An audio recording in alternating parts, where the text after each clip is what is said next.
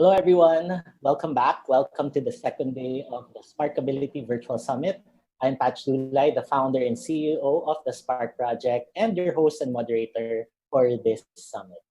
Before we start our session this afternoon, we will just reminding everyone that we will have time for some question and answers later. So if you have any questions or insights that you would like to share, you may do so by leaving a comment on our discussion box below, and we will get to that. Also, we also have a worksheet available to supplement your learning this afternoon. So you can do that. You can download that at our website, sparkability.org, if you haven't yet. Hey, so I'm so happy this afternoon for this session to have not one, but two of my favorite accountants today to help us figure out our financials as we respark our social enterprises in this better normal.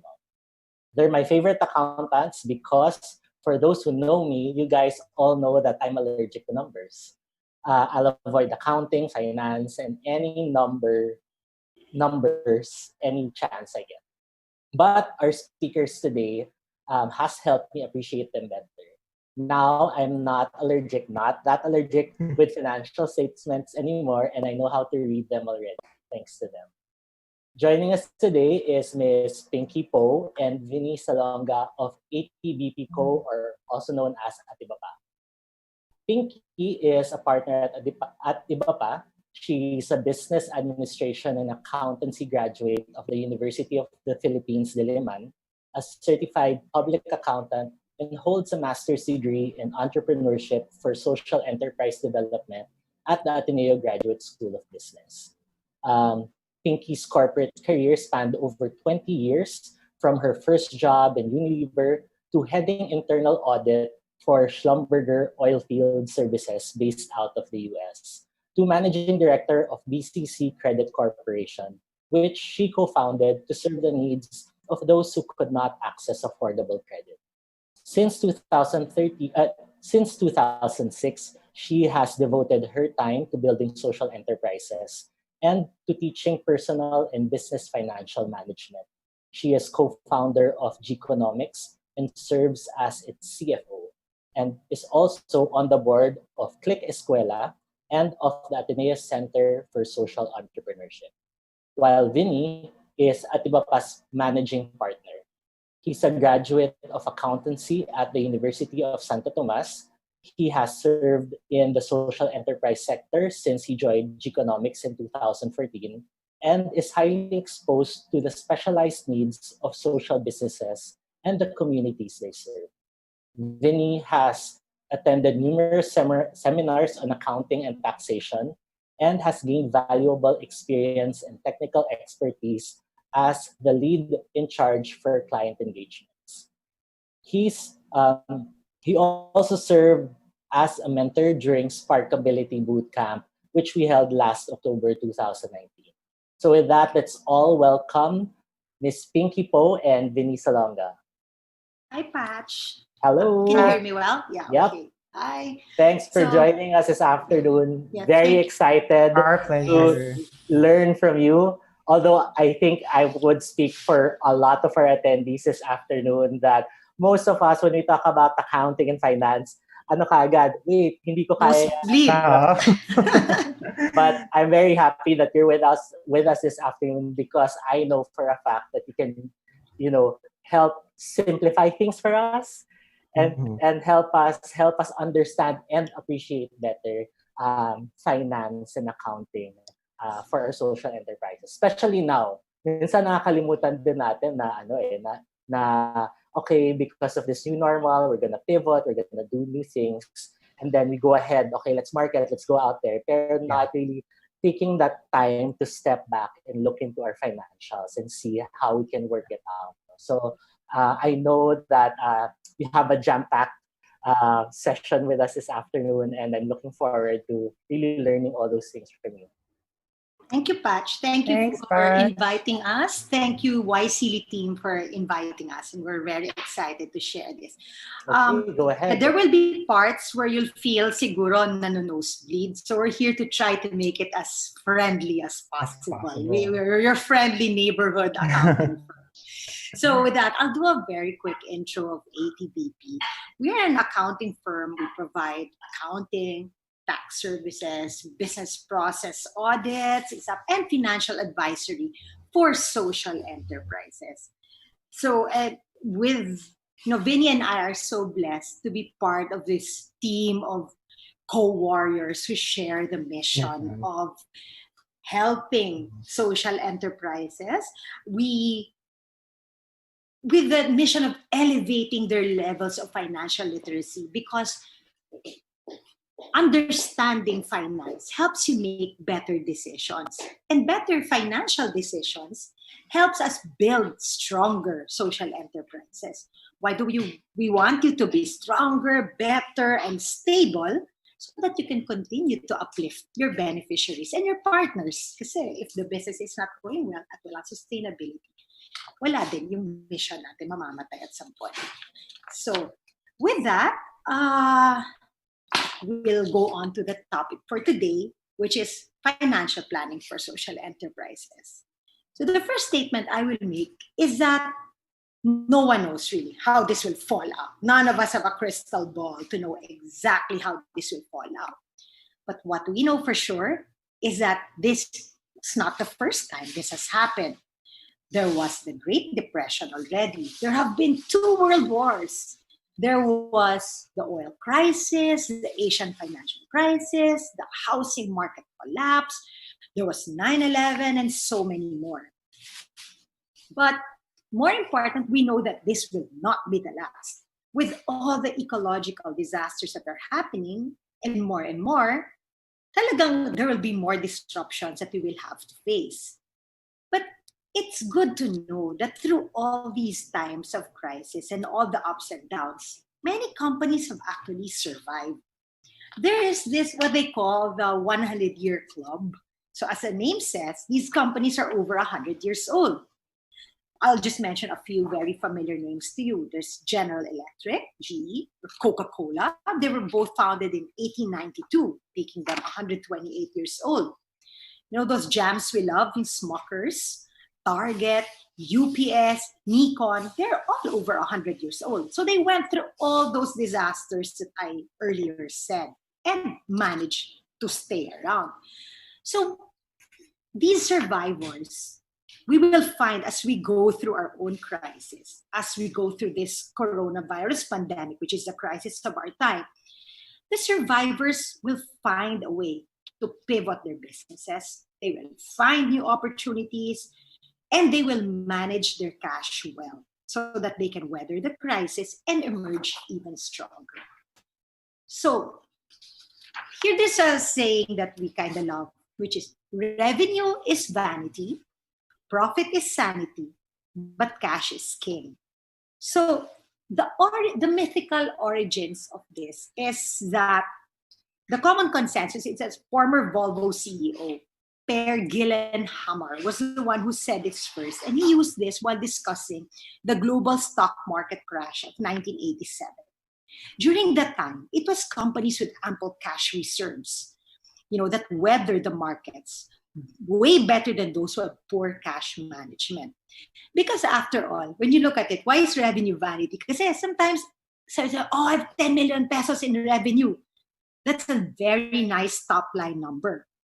But if it's not profitable, then medyo vanity lang siya kasi walang sanity kung hindi profitable yung ginagawa natin. Find ways to make it profitable. And so, nice top line ng number ang revenue without profit. And if we're not able to collect it, the revenue, it's a gift. I always tell my team that revenue, unless collected, is a gift. So as much as we as social entrepreneurs love to gift, we do need to keep our businesses sustainable. And we need cash to keep it going.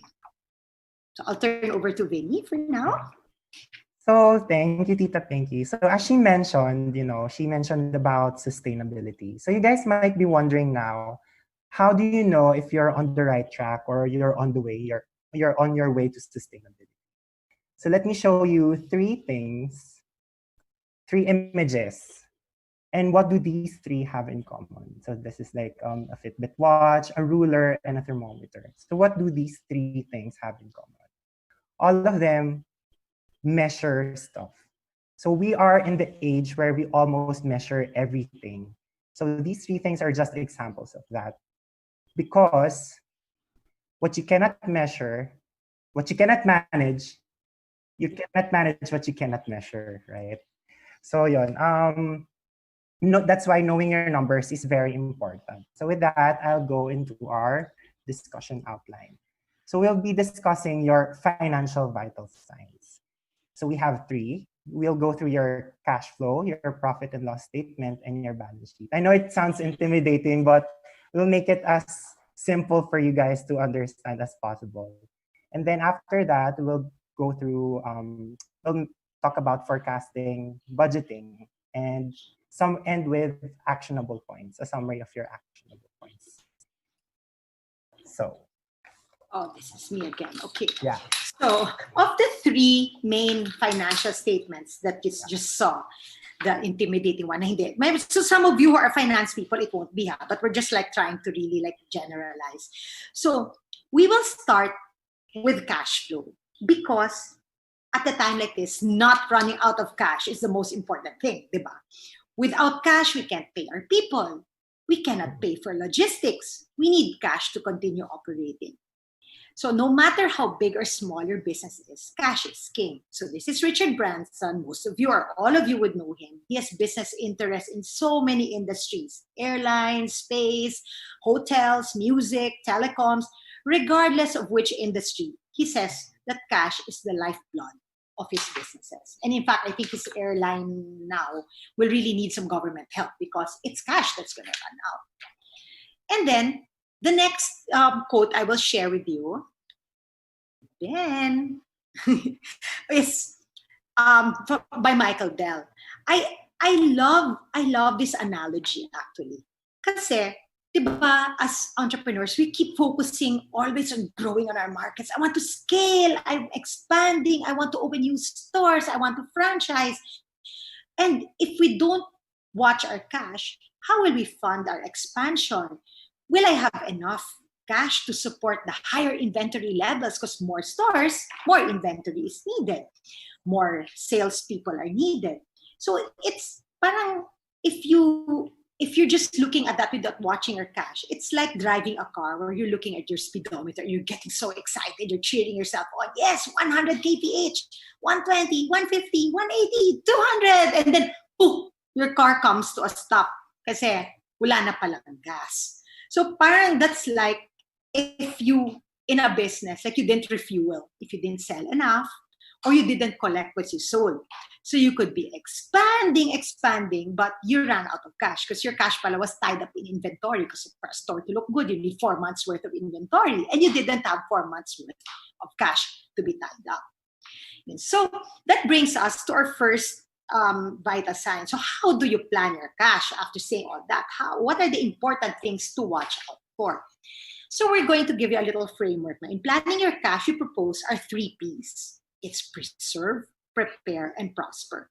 Based on how much cash you have on hand, how much is going out, how much is coming in, within the time frame that you are planning for. So prior to this webinar, as Patch mentioned, we sent a guide for doing your cash plan. We sent actually 3 templates: a monthly, a weekly, and a daily. Diba? Some people say, ang exage ng daily.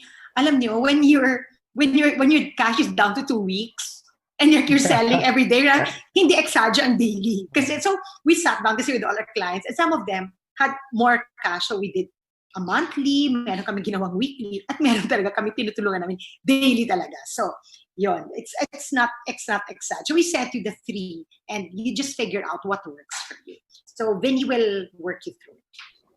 So if you guys can look at the template, which I have here on the screen. So you can start with your actual cash on hand. So magwalis-walis kayo dyan, hanap kayo ng cash nyo. So you start with your actual cash. What's in your bank, what you have on hand.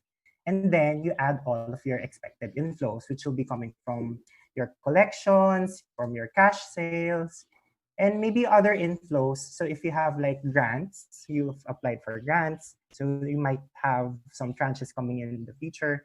You might want to plug that in as well.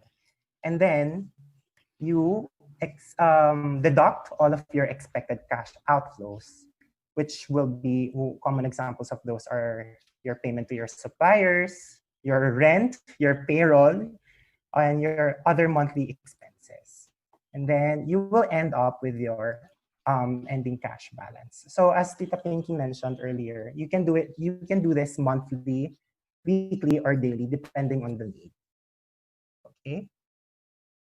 So with that, um, depending on your cash need, we will start with how we need to know how extreme or how much cash you really have. So if you're really in a crunch, if you're in an extreme need for cash, the first P will be our advice to you. So which is to preserve.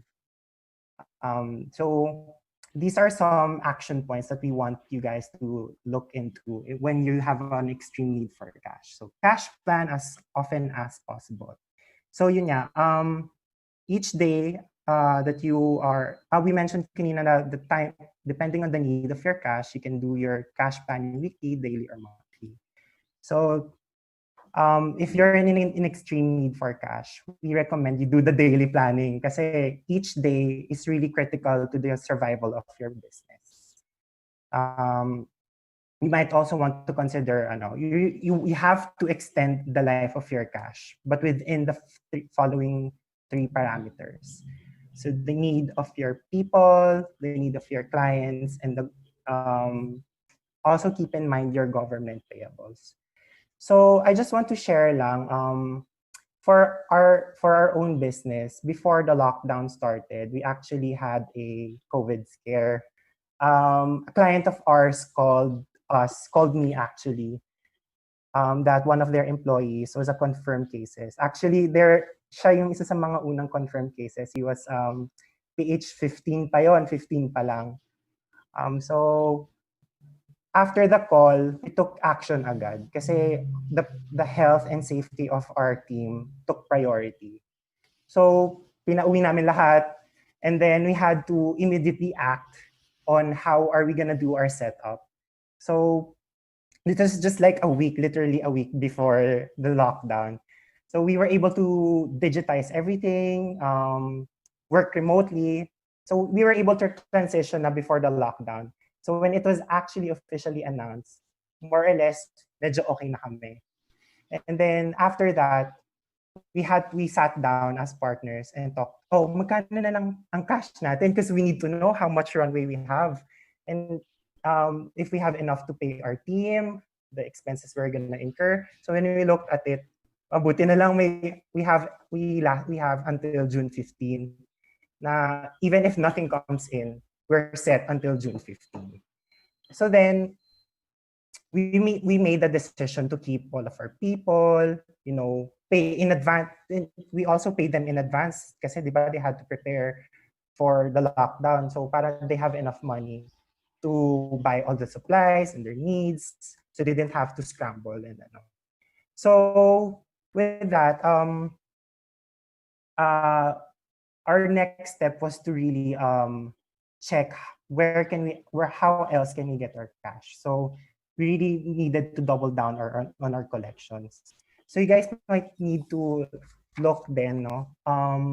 This is very important kasi yun nga, as Tita Pinky told us kanina, revenues until collected is a gift. So collecting your receivables plays a very important role into the survival of your cash. And then lastly, if you're a trading or a manufacturing company, so I know you guys have inventory. Check your existing inventory and try to sell what you have on hand first, and then keep your production to what you can really sell. We have to manage because producing inventory have costs. So try to sell muna what you have on hand, and then produce what you can really sell. And then lastly, apply for government subsidies and allowances. So an example of this is yung SSS SBWS, which if you applied for, they give it to MSMEs. They give 8,000 pesos for each employee. So for us, sobrang laking tulong nito kasi when we received the first wave, we have 7 people on our team, and that's already 64,000 that we were able to save on cash na na-subsidize ng SSS. So other examples of these government subsidies are yung camp ng DOL, yung SAP ng DSWD. We can give those to you guys as supplementary after this presentation. So you have a reference lang on what to look for and what to apply for your employees then and for your team. So next, with that, you might be wondering now what measures will help you monitor your cash better. So these are the financial vital signs that you have to consider with regards to your cash management. So the first one is burn rate, and then we have runway, and then your cash cycle. So let's start with burn rate. So what is actually burn rate? It's the amount of cash that you actually use each month to keep your operations going. So I'll go through some examples later of what those expenses or outflows could be. And yeah, as we mentioned earlier, this can also be calculated based on a weekly or monthly and daily time. So ang standard really is monthly. Pero yun nga, depending on your need, it can be as frequent as daily or as frequent as weekly. So yeah. So how do you calculate your burn rate? Okay, matakot ha. We're going to start with formulas now. Huwag muna kayo matakot. So let's start with burn rate. Burn rate is basically just your total cash out per month. So what are examples of this? So you have your salaries, your rent, your utilities. If you have subscriptions like accounting software subscriptions, or you have online platform subscriptions, yun, plug those in as well. And of course, don't forget your taxes. This is very important because these come with penalties, so don't forget about paying your taxes. And then we also have net burn rate, which is just your cash out per month, but it takes into account your cash in as well. So what are your sources of cash in per month? These are the very common examples: your collections and your sales. Okay, so this is an example, a sample computation of your burn rate. So given all of these cash outs, okay, and with these respective amounts, your total gross burn rate can be 20,000 for a month. So this is an example lang. So what about net burn rate naman? Okay, so given that now you have your 20,000 na cash out, and say you have collections amounting to 7,500 and sales of 2,500 expected that month, for a total cash in of 10,000, your total net burn rate would be 10,000. So now you might be asking, which of the two burn rates should I use? For us, our advice is depending on your cash need. So let's say we're in the extreme cash need. We recommend that you guys go for the gross burn rate kasi it's the more conservative of the two. And the gross burn rate, as the net burn rate, takes into account your cash in, your collections, and your sales. And in a cash crunch, we have to plan for the worst.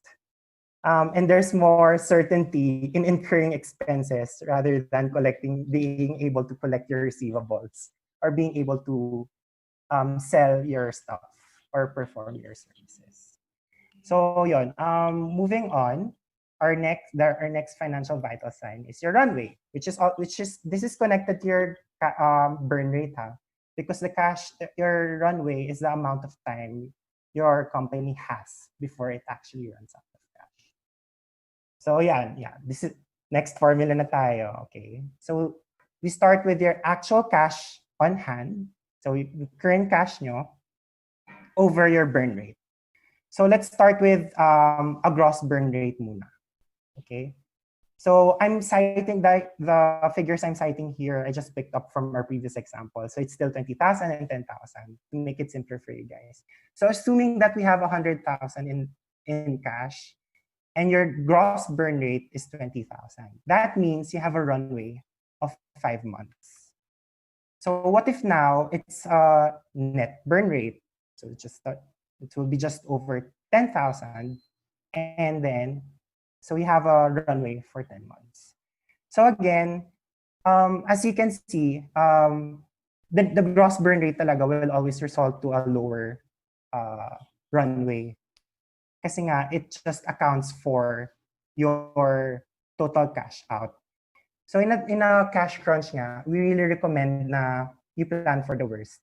So we advise that you use the gross burn rate. Okay. And then lastly, you have your cash conversion cycle, which is basically how fast you're able to convert your cash and get your cash back. Ben, Yeah. can you go back lang? They might be asking themselves what is a good runway. So I'll just a bit. Yeah. So in case you guys are wondering, like, what's a good runway? So during this time when most of us are in survival mode, and especially most of us are startups, you know, the difference in your decision making, if you have a 1 month runway or a 3 month runway or a 1 year runway, makes all the difference in the world. So it's important to know it. Normal business wisdom will tell you a 6 month runway is good in terms of I have cash for 6 months. So I can make a decision calmly. Hindi kailangan panic mode agad on day one. Even in your personal life, diba, when you do personal financial freedom things, they will always like suggest to you, have 6 months living expenses in cash savings. Para na you're not panicking and you have time to react, to act, to think. So in a company, the same. But I know that it's not a luxury that everyone has, but it's something to work towards and build up to para hindi tayo nagdi-knee-jerk reaction. At saka, hindi rin pwede sabihin na parang, if 6 months is good, why not 2-year runway? Ay, medyo, naman yon. Parang, it's not good cash management naman to have so much in cash, like to have 1 year's worth of expenses sitting just in cash. Hindi rin. So too much is not good, too little is not good. Goldilocks principle tayo dito. So more or less, a 6-month runway gives you, time to make decisions na hindi panic. So just as an wisdom, but of course we react and adjust accordingly. Yeah, back to cash conversion cycle bin. So yeah, as I mentioned, it's the amount of time it takes your company to convert its cash, your investments back into cash. So there are 4 factors: your cash, your accounts payable, inventory, and your accounts receivable. So from cash, your payment to your suppliers is also accounted for here. Dito. I'll show you guys. So there are three factors when it comes to your cash conversion cycle. So it takes into account your days inventory outstanding, which is the amount of time it takes you to move your inventory to a sale. So kung how long it takes you to get it to your client or to sell actually. So your day sales outstanding naman is the amount of time you're able to, from the time you're able to bill to the time you're able to collect, that amount of time. And then your days payable outstanding is the amount of time you are billed by your supplier to the time you're able to pay them. So that accounts for your cash conversion cycle. So I'll show you lang the formula for each. I know it's overwhelming, so that's why we made a simpler version lang, so you can estimate how long your cash conversion cycle takes. You can account for this, but if you want to estimate right now, these are just some examples here. So yon, as I mentioned kanina, your inventory is the number of days it takes for you to sell your inventory. So for days sales outstanding, you can measure it in credit terms with your clients. So yun, how long you bill your clients. So if it's 30 days, 45 days, 60 days. And same with your supplier. Kung ano yung terms nyo with your suppliers, is it 30 days or 45 days? So if you add all of these, that you will come up with your cash conversion cycle. Inilagay ko lang yung formula talaga tama kanina, yung mga divided by cost of goods sold. Kasi sabi ko kay Vin, kung may nanonood na finance na accountant or finance professional, baka sabi, hindi ano ba itong ginagawa ng dalawang ito? So, we put that as but in reality, it's this. Like, normally ba, how long does it take you to collect? 45 days ang normal. You'll know the feeling. The more that you really analyze your numbers. Yeah. Okay. So let's try putting an example for cash conversion cycle. So for example, we start out with your warehouse or your stock room. So how long does it take you to move your inventory and to get it to your client or sell it? So let's say it takes you 10 days. And then from the time you're able to bill, so that's your day sales outstanding now. And then the amount of time you're able to bill to the time you're able to collect, let's say it takes 45 days, which is your day sales outstanding. And then lastly, the amount of time it takes for you to pay your clients, your suppliers, let's say that's 15 days, which represents your days payable outstanding. Adding your days inventory and your day sales, and then deducting your days payable, your cash conversion cycle takes you 40 days. So from the time you're able to move your inventory to the time you're able to collect and then pay your supplier takes you 40 days. Now, I'll cite another example. So for example, ngayon, your days inventory takes you 30 days instead of 10 kanina. And then ito is 15 instead of 45. And then the amount of time you're able to pay your supplier is 20 instead of kanina, 15. Now it just takes you 25 days. So the difference, the reason why the second example was able to move his collection, he's able to collect faster, is because na-shorten niya yung amount of time he's able to collect from his clients. And at the same time, he was able to extend his terms with his supplier, although it takes him 30 days to move his inventory. So these are the three things you need to balance when you're taking into account your cash conversion cycle. Kasi the shorter the cycle, the faster you're able to get your cash back and reinvest it as working capital for your operations.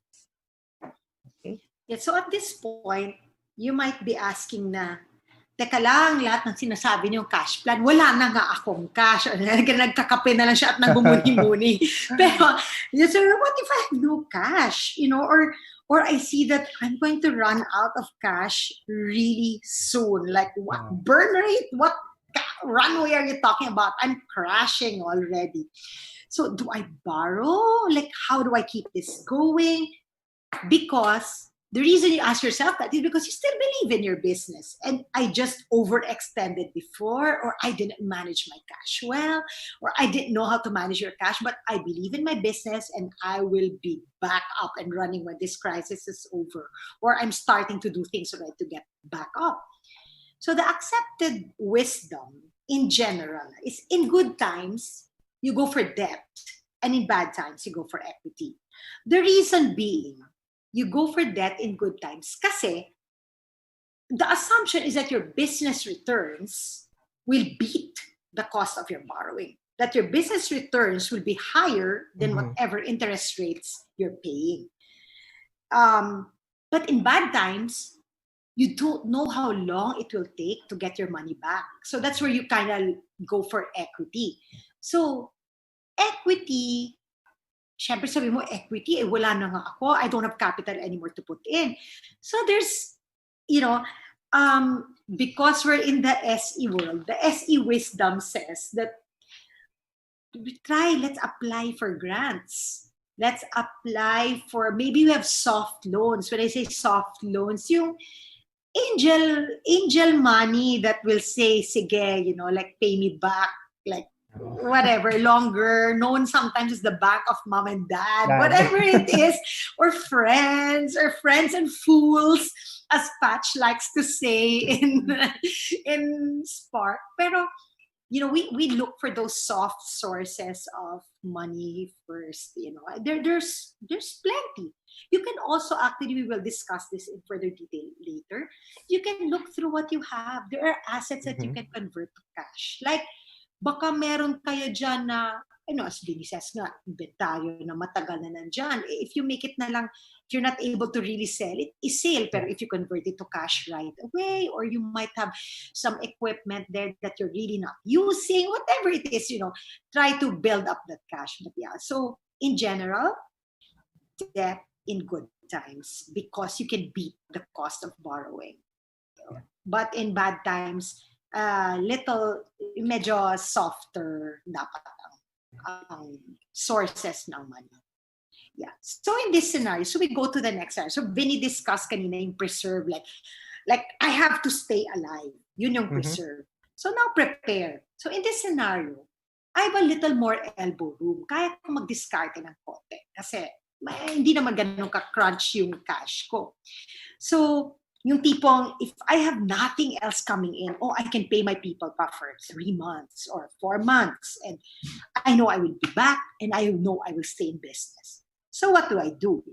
Since you're paying salary, and presumably business is a little slower than before, since a lot of you are here are major in non-essentials, maybe this is a good time to strengthen internally. So you can invest in preparing your team for the stronger company that you're going to be after. You can review your process and your operations. Dati wala kang time to do that. Gawin mo ngayon yun. Prepare your processes. Baka naman you can shorten your production or delivery time by, let's say, 2 days because you found a tweak that you can do. Dahil not your time to sit down. Like in our case, like during this lockdown, we actually finally finished our manual of operations. Kasi we never could carve out enough time to do it. And now dahil walang nagta-travel, yung travel time to and from the client, naging freed up time, we finally finished our manual of operations. So that parang when we scale, may masusundan na mabilis kaming training manual. This is also an opportunity to upscale your team. Sabi nyo, finance ang hinahanap namin, this is related to finance kasi if you have the money to do it and nagbayad ka na rin lang ng sweldo, gawin mo na to. You upskill your team.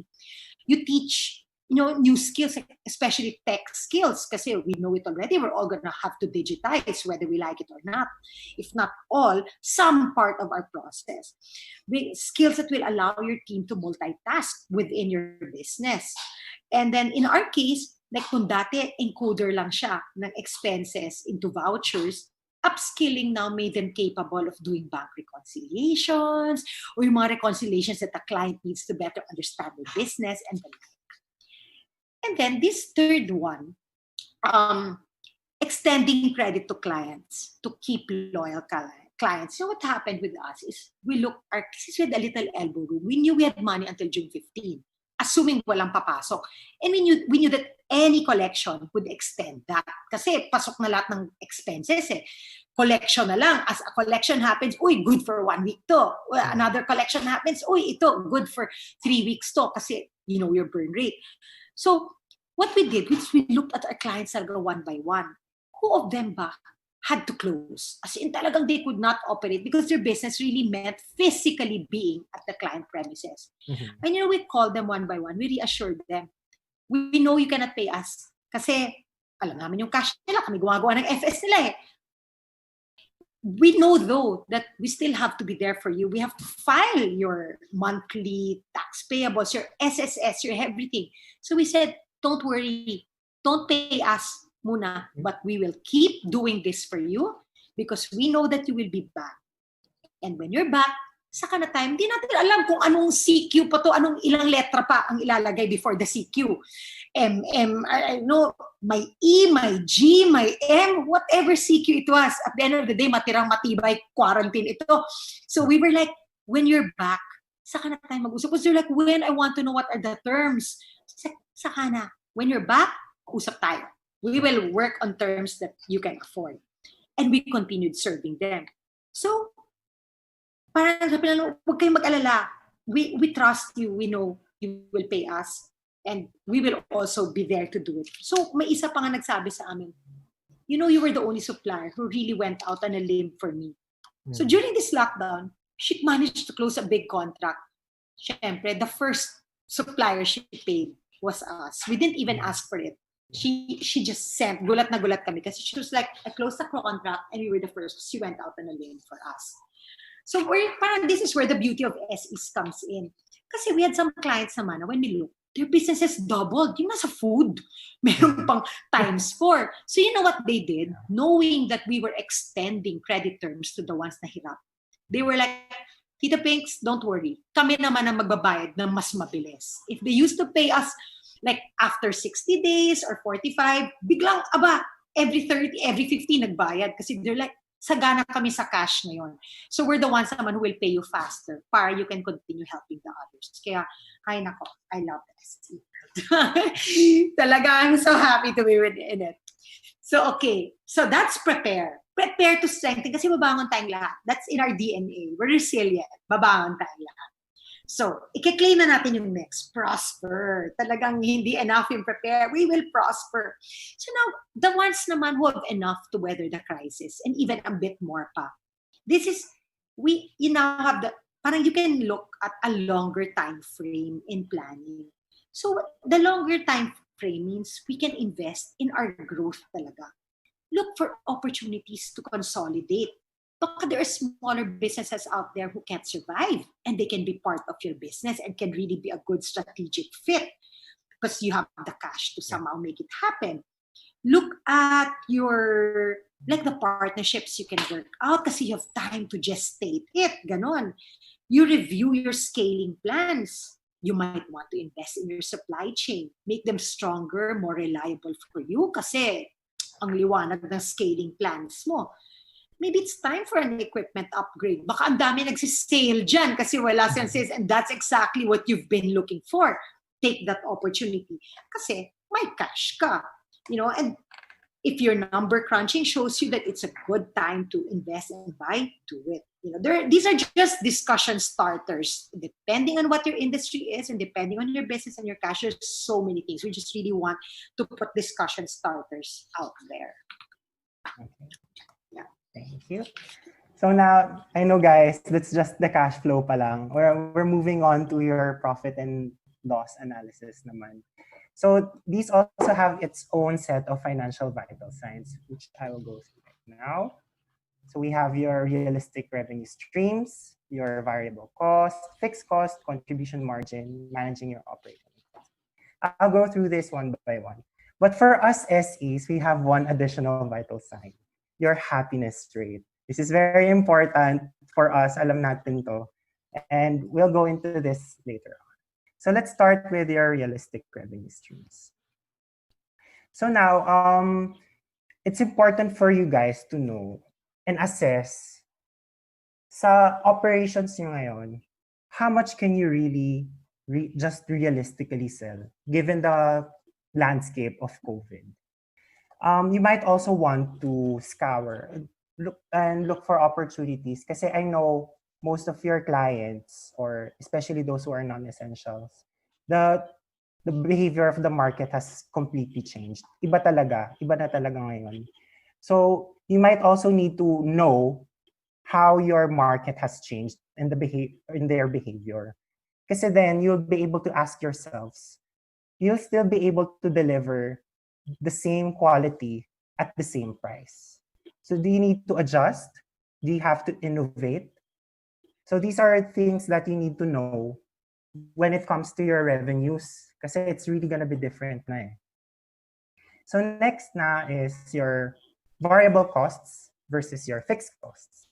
So what are variable costs? So these are your costs that increase every time for each unit that you sell. So they change depending on the quantity of the goods that the product produces, your business produces. Your fixed costs, on the other hand, are your costs that do not change even with an increase or in decrease in the amount of goods or services that you sell. Yeah, they also don't change when there is a change in production or sales level. And these are expenses that you have to pay independent of any specific business activity. So here's a simple graphical representation of variable and fixed costs. So you have your amount of cost versus the amount of units that you're able to sell. So this line represents your variable costs because these are costs that increase every time you're able for each unit that you're able to sell. Your fixed cost, on the other hand, is just a static line because regardless of how many you sell, you're still gonna incur those costs. Yeah. So then you have your total costs, which is here presented by your variable plus your fixed. Okay. Now, okay. Contribution margin. So wait lang, before we move on to contribution margin, we want to say lang na for here, you might want to move as much of your fixed costs to your variable costs. Kasi then, for every time you're able to sell, you're only gonna be able to incur that cost every time you sell a product. So we're gonna go on later on what costs you can review. Yeah. Then I'll give an example at this point para lang ma-concretize. Yeah. So it's an example of a fixed cost that you might want to move to change the nature as var. Meaning, let's say you have a delivery person na full-time dahil, I know this sometimes we want to protect jobs, but just from a financial standpoint. Let's say may fixed cost ka for delivery. Monthly ang bayad mo. You have a contract with the service sa monthly.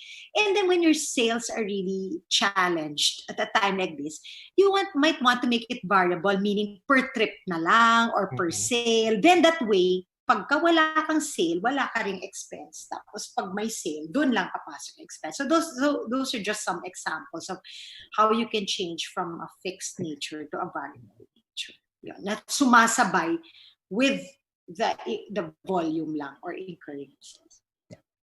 Okay. So now let's move on to contribution margin.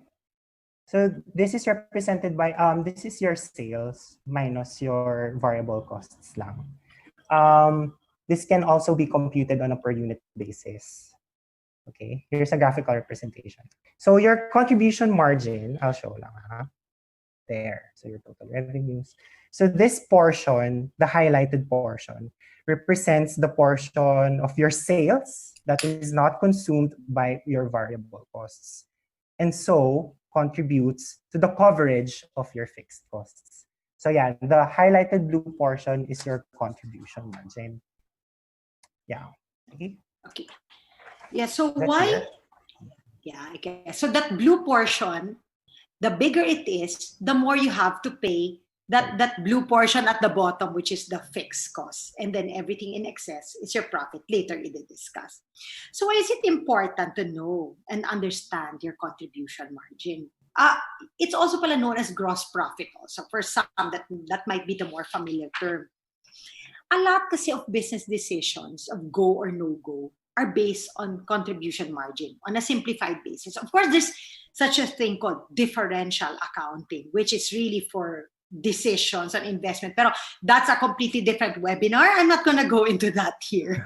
But for contribution margin, I'll give a very specific, simple example lang.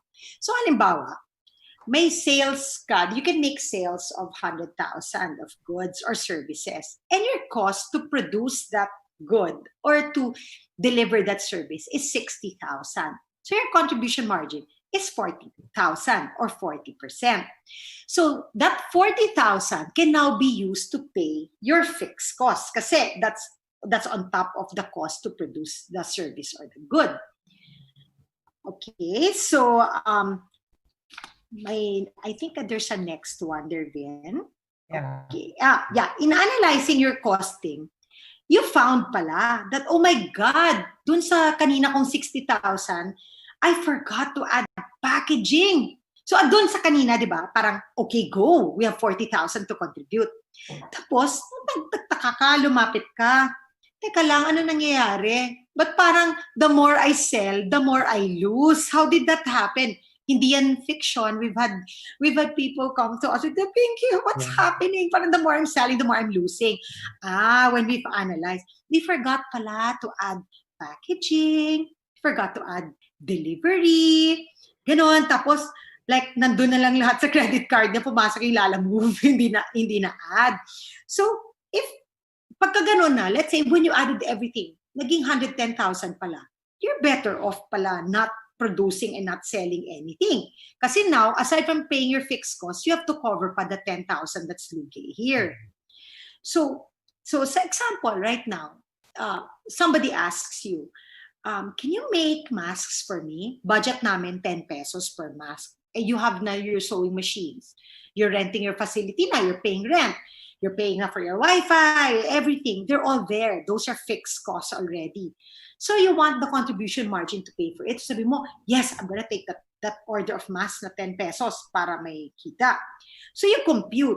If you can produce the mask and deliver it, at alam mo rin, compute mo, ano bang minimum volume para sulit, so that the 10% selling price will yield a positive contribution margin, like kanina, in the earlier slide na positive, then go ka, you do it, because you'll gain. But if you will end up saying, after I add my plastic pala, that plastic that I need to wrap the masks in, and then I have to buy pala, and then I have to put Lala Move, I have to buy pala the mask also for the one who will deliver. Pag inad mo na lahat and negative, then you negotiate for a better price. At kung ayaw niya mag-budge, you have to say you can't do it kasi malulugi ka lang lalo. You're better off just paying the salary, not doing anything. So in general, assuming you can collect, kasi if you cannot collect, like talagang tataob siya or that person will run away kasi hindi mo kilala, kahit positive contribution margin pa yan, magiging negative. Pero assuming you can collect, the general rule is, if contribution margin is positive, it's a go. Yeah. There. Okay. So now let's move on to managing your operating expenses. So with this one, you can review, so you have your expected outflows, di ba? So suyurin mo doon lahat, like from your rent, your payroll, utilities, all of your expenses that you incurred to keep operating.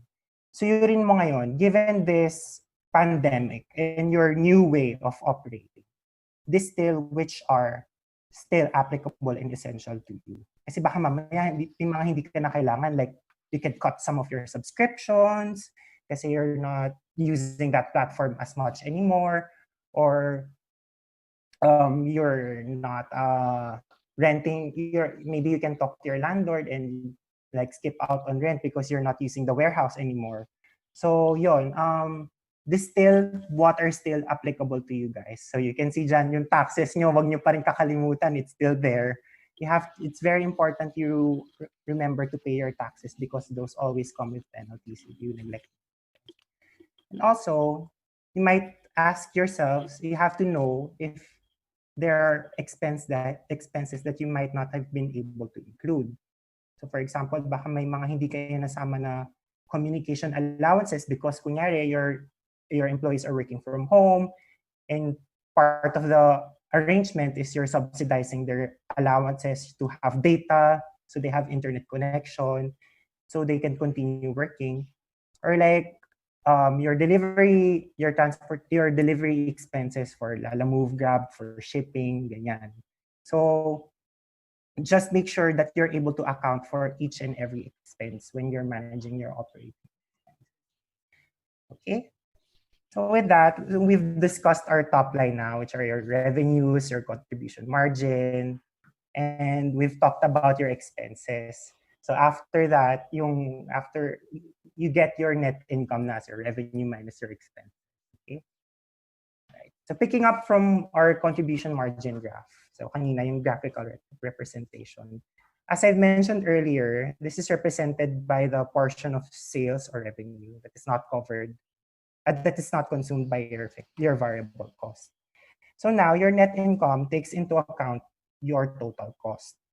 which is your variable cost plus your fixed cost. Okay, so that's why your total cost line starts at the fixed cost line, that dashed line. Kasi it's parallel, as you can see, it's also parallel to your variable cost line.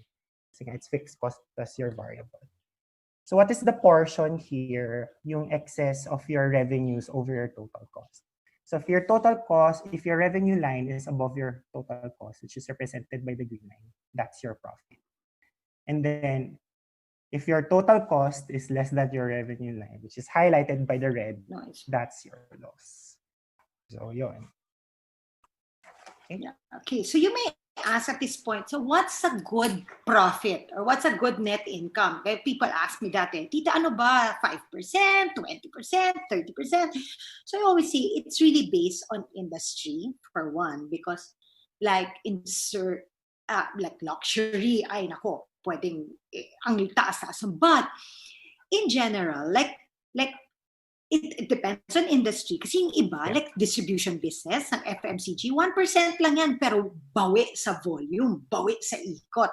Ganun. So, if you can make your money go faster, like your snowball gets bigger faster, then kahit maliit, pero madalas ang ikot, mabilis ang ikot, okay pa rin. Pag matagal, gusto mo mas mataas yung margin ng konti. So it really depends on the industry, the speed of the ikot also, and the volumes.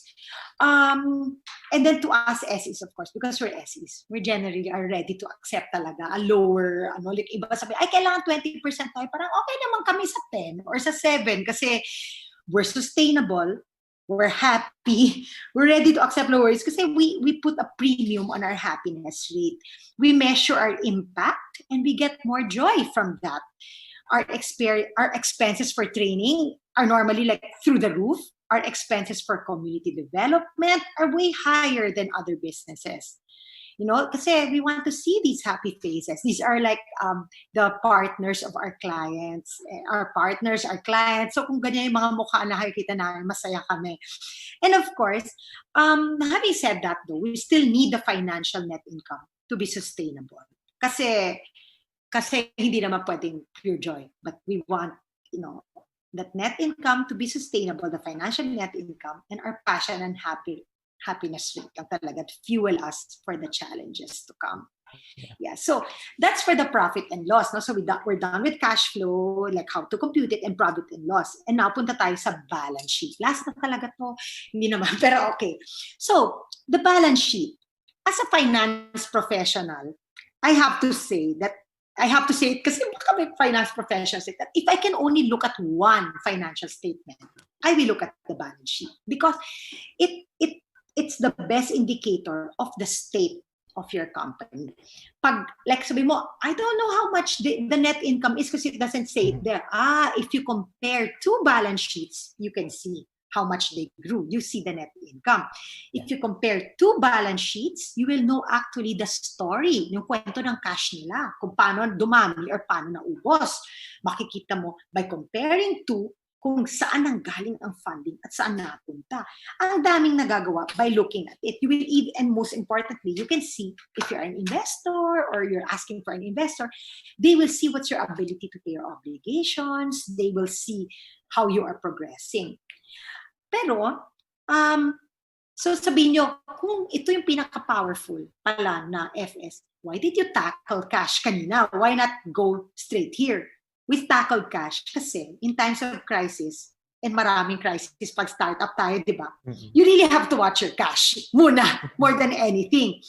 But eventually, learning to read your balance sheet will equip you for growth for the future. You need a strong balance sheet to weather a crisis. So ngayon sa tanong nyo na, what is a strong balance sheet? Ay, that's a full webinar again, Patch. But for now, dahil apaw-apaw, we will just look at two important ratios in a balance sheet that you will look at. Very related to your what we discussed kanina, saan manggagaling yung cash. So, your current ratio tells you ano yung mga utang ko na kailangan kong bayaran within the year. And will show you if you have the ability to pay that. And then it will also show you ano yung mga utang that will fall due within the next 5 years or 10 years. And do I have the assets to pay that? And if I don't, will I be able to build up enough to pay that? Diyan lang muna tayo. So we go. So in the current ratio, so yung current assets, these are your cash right now. And anything that's quickly turned into cash. That means that's your accounts receivable, yung collectible mo, and yung inventaryo mo on hand na pwede mo nang ibenta na mas mabilis nagiging cash. And then, ang current liabilities mo are the things that you have to pay right away. The sweldo, which is due on the 15th and on the 30th. Your payables, your kuryente, your internet, dahil baka putulan ka. Ganon. So, when you look at those as example these numbers, so the ideal ratio that you want to reach is 2:1. Balik din ako. So 2:1. That means for every 1 peso of utang or payable, you have 2 pesos of cash plus assets that are immediately convertible to cash to pay it. Parang makakatulog ka ng konti sa I have 12,500 in payables falling due next month. But between my cash and my sure collection and inventory that I can sell, I have 25,000. So that you have enough allowance to be able to pay your dues that are falling. I mean your payables that are falling due. So pagka it's generally considered a good ratio. Now, pag ang ratio mo masyado mataas, let's say 4:1 yan. Baka naman your asset needs to be converted. Your cash needs to be converted into something na will generate income. Kasi parang naglagay ka lang sa mattress kung sobrang taas naman. You don't really need to have a very high current ratio. Less than that, medyo sleepless nights ng konti. Pagka saktong-sakto or less than 1 na ratio, sleepless nights yun. Long term naman, ibig sabihin, what are your non-current? From the term long-term, no? It's your long-term debt ratio. So, it's your vehicles, it's your equipment, the assets that are not quickly turned into cash.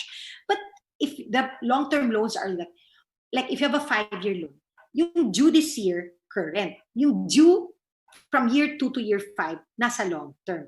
And when you see that, I have enough assets to pay that, that's good. That's what banks will look like. That's what investors look at. That's what people who care about your stability will look at also, both your current and your long-term ratio. Kasi yung current, alam nila na pag yung current ratio mo mababa, they're like, if I'm going to invest in this company, I have to infuse cash tomorrow. So it makes a difference for them. So your intangibles actually also form part of your long-term assets kasi it's not immediately changeable to cash, but there's a way that you can cash on that.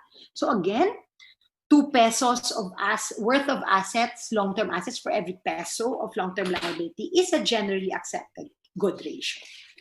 Okay, so now balance sheets generally are just like, it shows your financial condition, if you can face your obligations.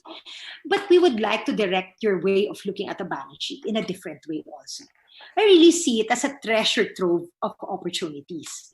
So at a time like this, masuyurin nyo yung balance sheet nyo. Tignan, assuming meron kayo. Kung wala, magsulat-sulat na kayo dyan. Kahit yellow pad lang yan.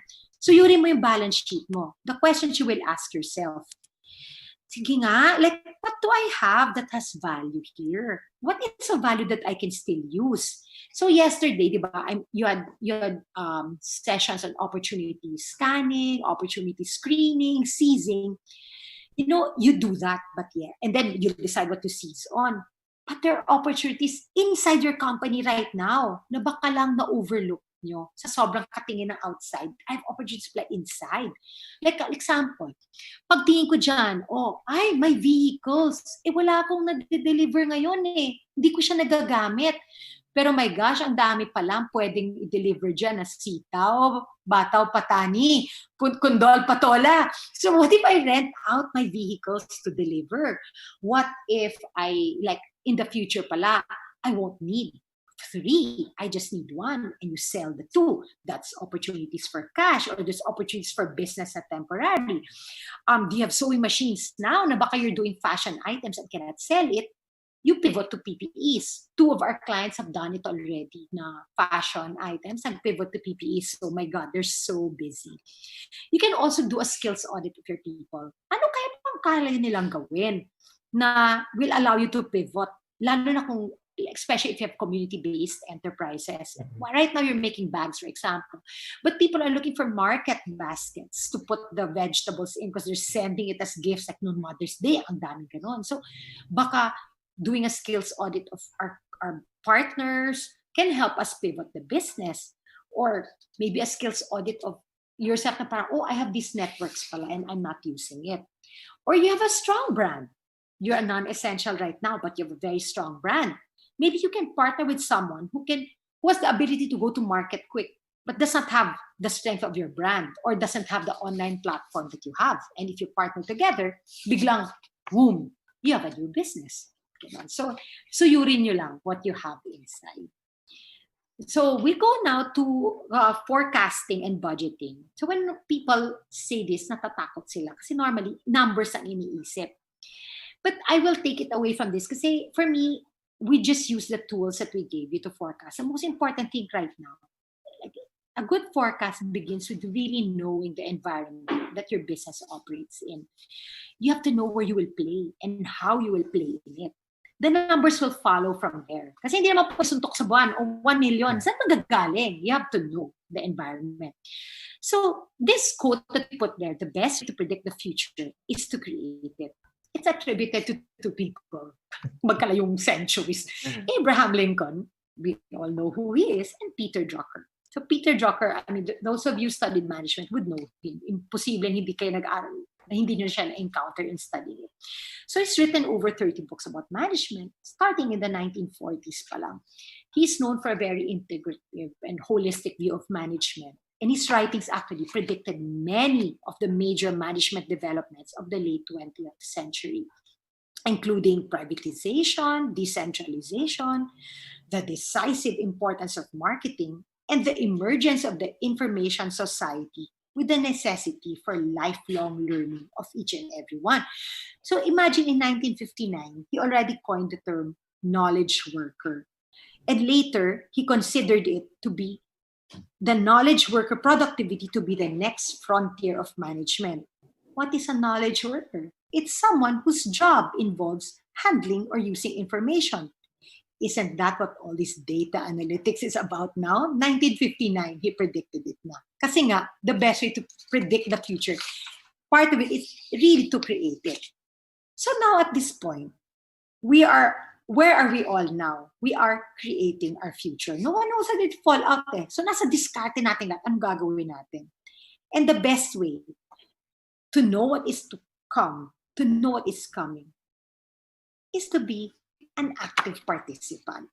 By creating your future, you're an active player in the events as they unfold. We're not waiting for things to happen to us. We create it. Sabi mo siguro, Tita Pinky, forecasting, kasama yan dyan magsisimula yung forecasting. Kasi you have to know what you will write na numbers. So you have to know what you want, you know what you're willing to do to get it, so that you can help shape what that future will hold for yourself, for your business, for your partners, for your beneficiaries. Kasi you're the entrepreneur. You're the one who will dream it up. Dream it up. You be steadfast, be persistent, and don't give up. Ang daming trials nito. Sige lang, sama-sama tayo. So go. Dream up your pivots. Find new ways of doing things. Find new ways to reach your existing market. Baka sila pa rin naman ang market mo. You just have to reach them in a different way. Find new markets. Create new distribution channels. Ang dami pa. Find new ways of whatever it takes to prepare your company for the better normal. Gusto ko yung patch, hindi lang new normal, the better normal. And then, the budgeting tools that we gave you, the cash plan, the profit and loss statement, those are just tools to put in the numbers based on what you can dream up.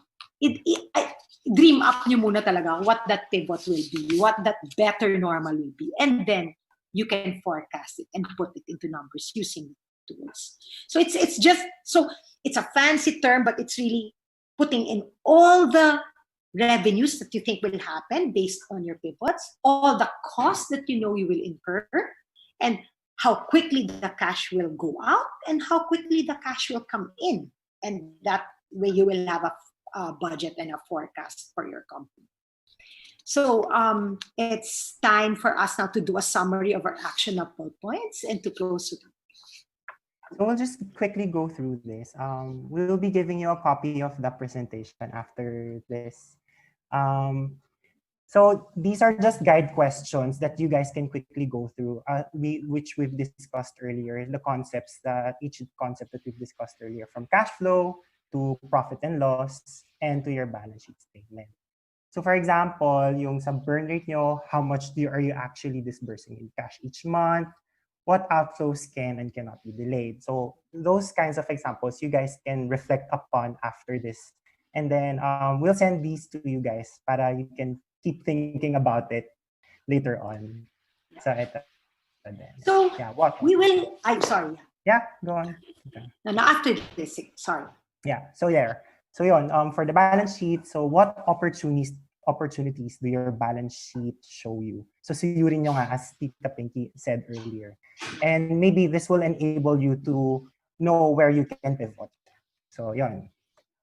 Yeah, so we will close with, we all study management, and it's about doing things right.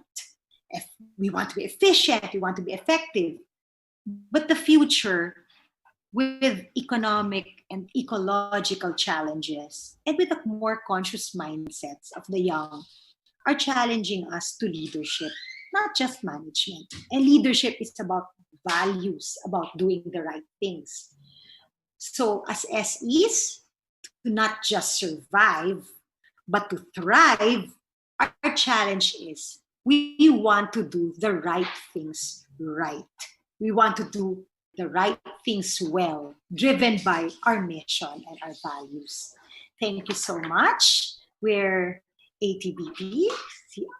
We live for faith, family, country and our dreams. Okay. We're ready for Q&A. Thank you, guys.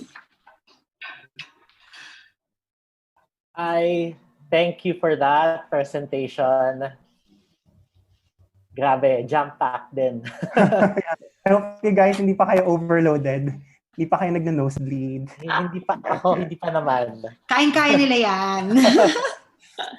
Kaya may isa question. Feeling ko overwhelmed pa yung mga tao. But to those who are watching now, please do send in your questions to our discussion box if you have any follow-up questions or clarifications to Tita Pinky and Vinny for this afternoon. I have one. Actually, this is something that was discussed earlier during the beginning of the presentation about extending your cash. Mm-hmm. Right? You mentioned kasi that when you extend your cash, you want to look at the needs of your people, your customers, and then the government. Yeah. Is it in that order, or like we say in preserving, no? Kasi syempre yung iba preserve, walang babayaran. Pero dahil SEs tayo, isipin talaga natin, tao natin, customers natin, government. Parang you can't take care of one and leave another. Mm-hmm. Siyempre we say we prioritize yung tao, di ba? Pero kung iwanan mo yung kliyente mo, di next month wala na siya. Mm-hmm. Kung hindi ka naman magbayad ng government payables mo at nagka-penalty ka pa, lumaki lalo. So talagang prioritizing. Medyo biggest fire siya. But that's why you scramble, you do everything. Kasi the important thing is to know it. You have to know what it is, what you need, the minimum that you need for those three, versus the cash that you have now, and say, okay, kulang. Saan ko kukunin yung balance? Mangolekta tayo. Talaga, I kept telling them, the squeaky door gets the oil. But right now, everybody, you have to remember, everyone is on preservation mode also. Yeah. Everyone. So how do we collect from them, diba? So that to us, it was like, okay, we have enough until June 15. But let's try. Kaya hinanap namin, sino ba yung doing well ngayon? Doon tayo makiusap. Yeah. Baka naman you can be the ones paying us faster because we're very transparent with them. That's another thing pala. Like, transparency helps. So when we tell them, kasi we wanted to pay everyone and this, talagang they were like, ay, tita, I'm gonna help you. So transparency helps na those who can. So I can't really say patch that there's an order because they're coexisting for the company to survive. Yeah. Right. So isip ko lang kasi like, for example, for an SE or for actually any entrepreneur na, okay, by the end of this month, I have salaries to pay, I have also customers, and then I also have these taxes, government, SSS contribution. So parang if I only have, let's say, a limited amount of money for that month, cash flow, parang, how do I allocate this? Scramble. Hanap ka ng papasok pa talaga. Kaya, and I guess negotiate din, no? Negotiate with the ones. You know, we even went through where some of our team, hindi lang some of our team, I have to say, the team said, Tita, we're happy to take a pay cut temporarily. Kasi wala naman kaming pamasahe na ginagastos. Eh kung yung gastos sa pamasahe, kaya yun muna. Let's reduce that. And then, they were like, if things get better, pay us that differential. If they don't, that's okay. That's our taya. That's our contribution. And so just knowing that they were willing to do that, and then knowing that some clients said, yeah, we'll pay you faster. And it was really a negotiation one by one. So bigayan, major tulungan. And in the end, then the government also, they postponed some deadlines. Diba? So it was everybody pitching in, such that parang we ended up, we said, teka lang, ba't parang dumami pa tong cash versus our plan? Kasi nga, and we ended up pa nga like yung in-offer na pay cut. We didn't even do it anymore kasi we got the government, the subsidy, then we got clients pa who paid more. Yeah, but the most important step is to know it and then find ways. Kasi we're entrepreneurs, that's what we're sanay to do. That's what we're used to doing. Find ways. I also like what you talked when you talked about in goodwill, like the examples also that you put. You mentioned about and being understanding also the situation when you talk with your own clients in Atibapa, saying that, okay, I know the situation now, and you might not be able to pay at the moment, but I know that we can survive this, and then we just talk later when everything kind of settles down. And that's how I noticed that, and I think parang maganda siyang, we tend to forget that, or some might use, since we are all in survival mode, parang everyone fending for themselves, diba?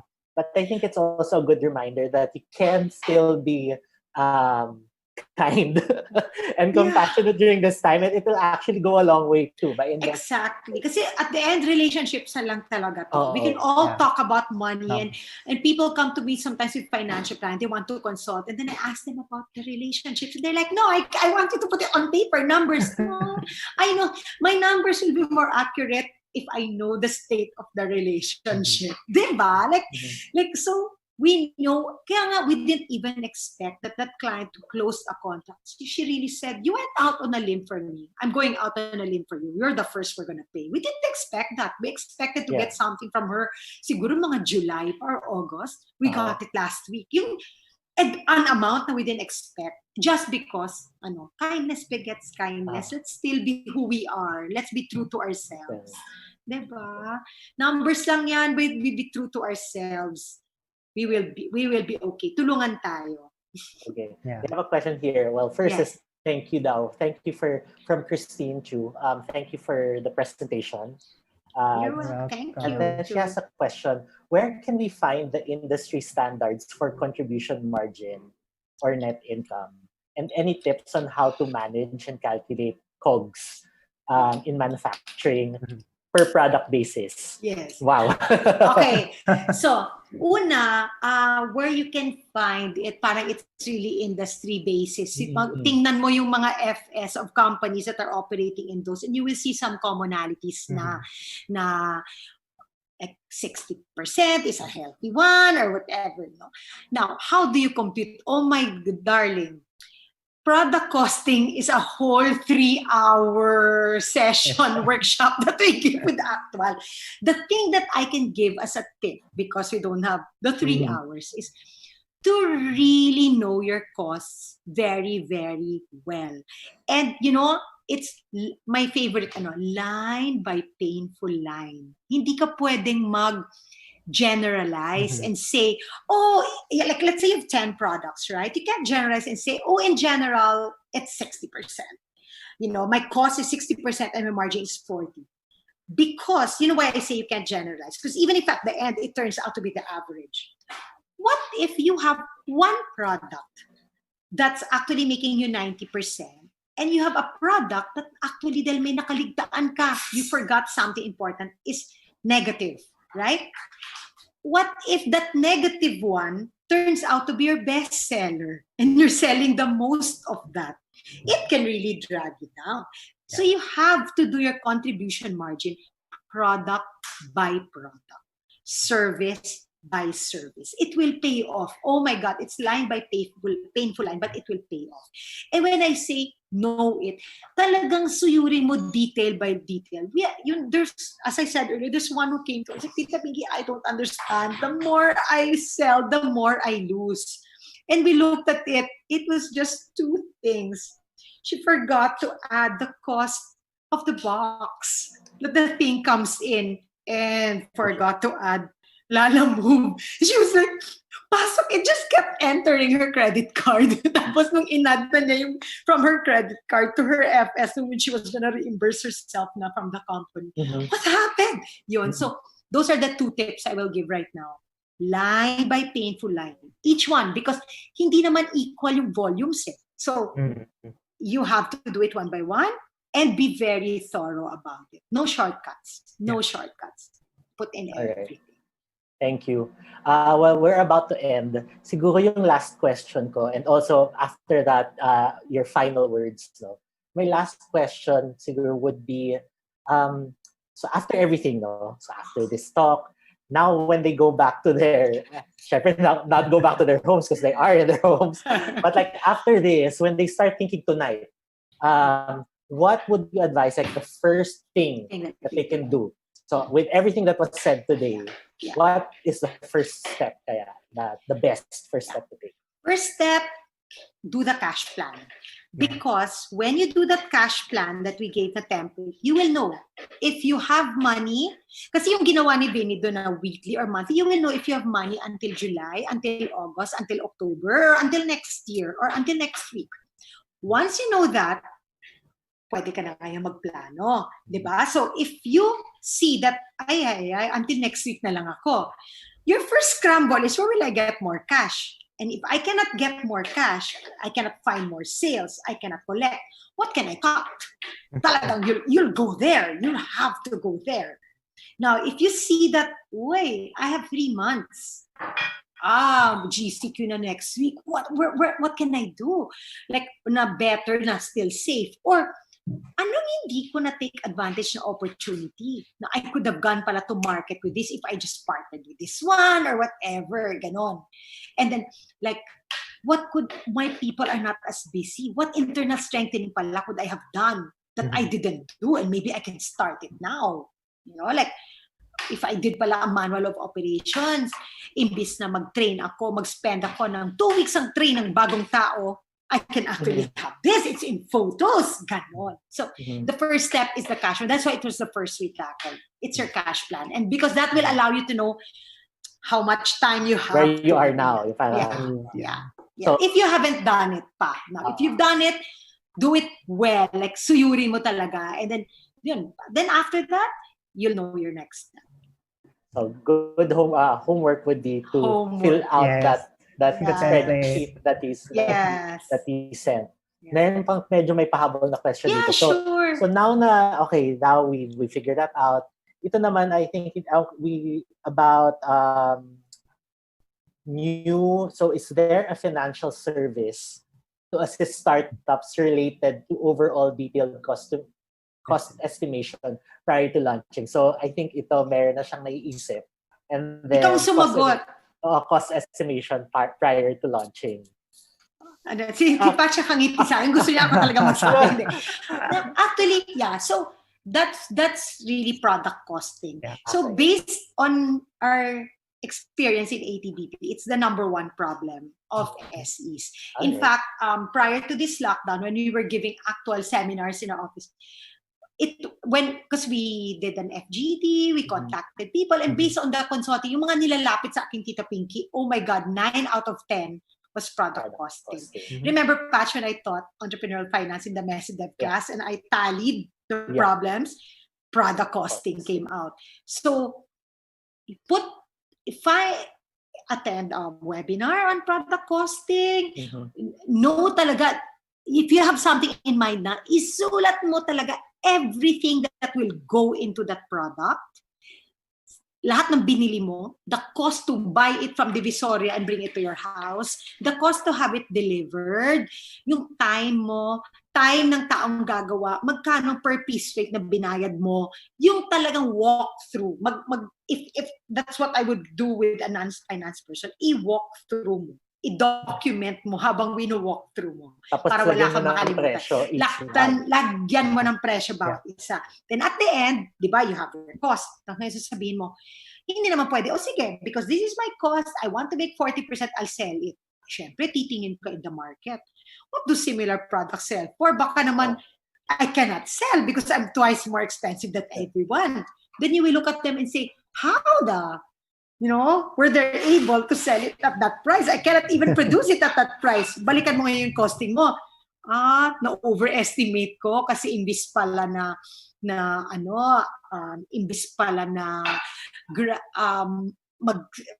I don't know, like I didn't negotiate, I did buy it in bulk or whatever. Then you have to go back. It's a back and forth until you get to the right. It's not a one-step thing.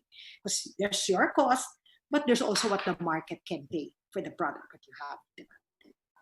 All right. Okay, sige. Let's go. We're almost time's almost up.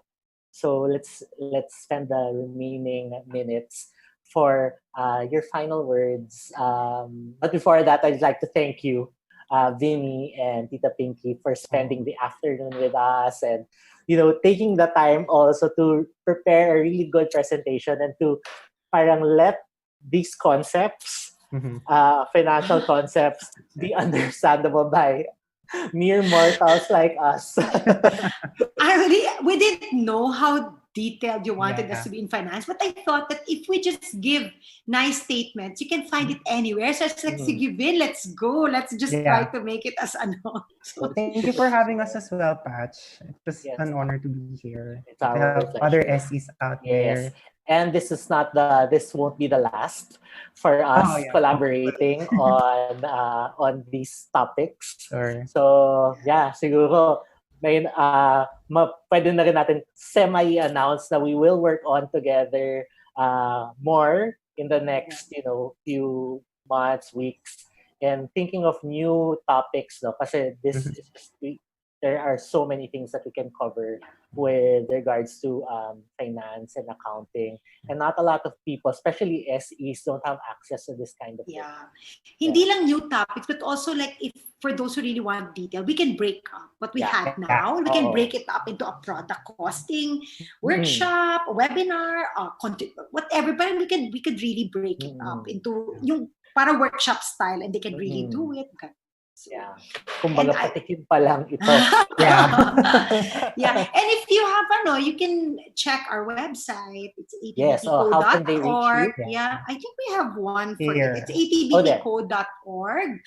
Or you can email us at atbpco@gmail.com. We're happy to help SEs talaga anytime. That's what we're there for. That's the mission. Okay, what's your final message to our attendees and anyone who will be viewing this recording in the future?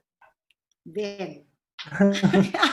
Vinny. I just like to thank everyone. We're really here to help other SEs because our mission is really to help you guys increase your impact and your mission to really spread your mission to benefit more and more people.